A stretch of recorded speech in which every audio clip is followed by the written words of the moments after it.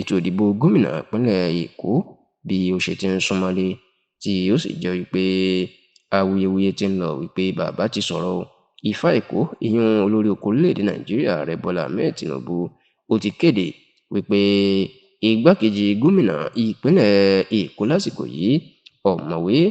Ọbáfẹ́mi Abdulkadir Hamzat, òun ni yóò di gómìnà ìpínlẹ̀ Èkó lẹ́yìn gómìnà Olúṣọlá Babájídé Sanwó-Olú. Níṣe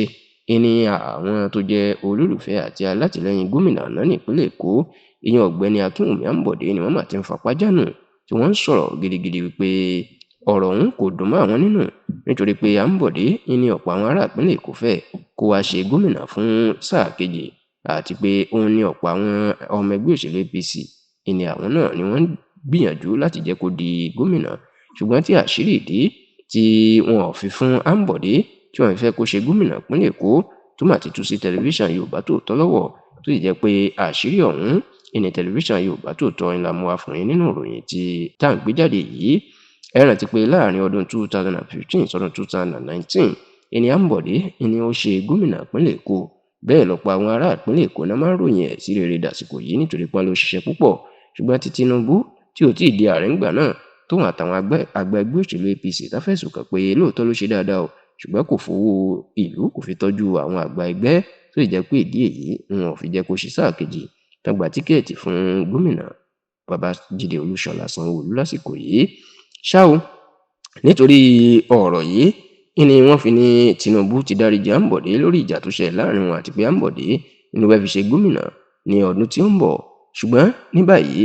àwọn tó súnmọ́ Tinubu ti jẹ́ kó dímọ̀ pé ó ti kéde fáwọn tó súnmọ́ wípé Ọbáfẹ́mi Hamzat, ìyẹn igbákejì gómìnà ìpínlẹ̀ Èkó lásìkò yìí, òun gan ni òun fòǹtẹ̀lù láti di gómìnà ìpínlẹ̀ Èkó lọ́dún tó ń bọ̀. Eléyìí la sì gbọ́ pé ó jẹ́ kí ẹni tó jẹ́ ọmọlẹ́yìn Tinubu tó súnmọ́ púpọ̀, tó jẹ́ ọ̀nàrẹ́bù tó ń ṣojú agbègbè Ìkẹjà nílé ìgbìmọ̀ aṣòfin kékeré l'Àbújá, ọ̀nàrẹ́bù James Abiodun Faleke, kóun náà kéde àtìlẹ́yìn ẹ̀ fún Hamzat, àti pé kí gbogbo àwọn olólùfẹ́ òun àti alátìlẹ́yìn òun kan lọ dìbò fún un lásìkò ètò ìdìbò abẹ́lé ẹgbẹ́ òṣèlú APC fún ipò gómìnà ní oṣù tí ó ń bọ̀. Ṣá o, tẹlifíṣàn Yorùbá Tòótọ́ gbọ́ pé ìdí tí wọ́n fi fún Àǹbọ̀dé ní tíkẹ́ẹ̀tì òun ni bí àwọn àgbà ẹgbẹ́ òṣèlú kan, yan àwọn àgbààgbà ẹgbẹ́ òṣèlú APC tí wọ́n ń pàṣẹ lẹ́kọ̀ọ́ pẹ̀lú Tinubu, tí wọ́n ń pè ní Governor Advisory Council GAC, bí wọ́n ṣe ń wòye pé àárín àwọn àti Àǹbọ̀dé kò gúnrégé nígbà tí àwọn gba tíkẹ́ẹ̀tì lọ́dọ̀ ẹ̀, àti pé bó bá fi di gómìnà ní sáà kejì tí ìka kan wọ́n dì mọ́, ó ṣeéṣe kó fowórú yarò kó gbẹ̀san lára àwọn. Eléyìí la gbọ́ pé àwọn àgbà náà wọ́n fi ṣàròyé fún Tinubu pé kó má ṣe fún Àǹbọ̀dé ní tíkẹ́ẹ̀tì o, nítorí pé ìpadàbọ̀ àbíjẹ lẹ́ẹ̀kejì ó ṣeéṣe kó wá gbẹ̀san lára ọ̀pọ̀ àwọn ni o. Tá a sì gbọ́ pé àwọn àgbà ẹgbẹ́ yìí ni wọ́n bá Tinubu sọ̀rọ̀ tá fi yí ọkàn padà tí Àǹbọ̀dé ò fi padà rí tíkẹ́ẹ̀tì gbà o, tó fi jẹ́ pé Ọbáfẹ́mi Hamzat, ìyẹn igbákejì gómìnà ìpínlẹ̀ Èkó, ni wọ́n fẹ́ fún ní tíkẹ́ẹ̀tì ní àsìkò tí a wà nínú ẹ̀.